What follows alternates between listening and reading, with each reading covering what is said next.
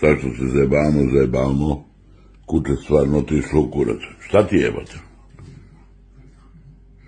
Pa šta te diram sad jebote? Sam ti dao koske, sam ti dao leba, sam ti dao sleba, enogi paštete. Šta ti je? Znači definitivno demoni. Šta stojiš u ćošku, kukurac držiš? I živiš u izobilju, brate. Koske redom, lebovi, hrane za kučići. Koji problem imaš, brate? Pa ti imaš problem, definitivno, brate. Da li ima psihijatar za kučići, jebate, ba? Ima veterinari, ja ne mogu da ti isterujem đavoli. Evo, ako ima psihijatar za kučići, kući. Ej, nemo me beži, brate.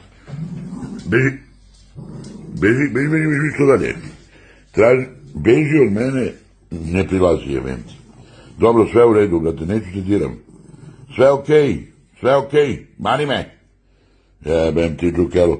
A ljudi, ako ima psihijatar za kučić, nek mi neko da adresu, kuće mi pobesnelo, šprican, sve ufuljeno, brate.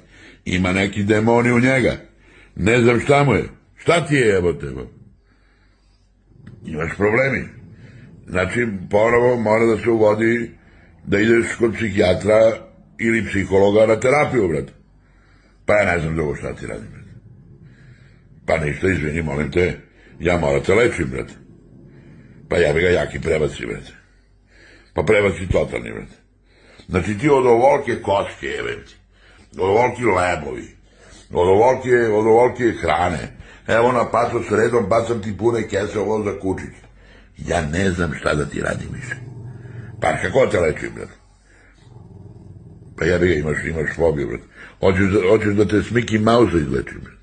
Ajde ti baci Mickey Mouse, jebate. Ajde, Mickey Mouse, pomogni kuću. Ma čekaj da ti udari malo kurkumu u dupe tebe, da te prekadim.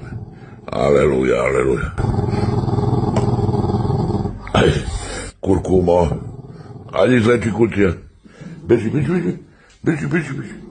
To je to, brate. Izlečen si, brate.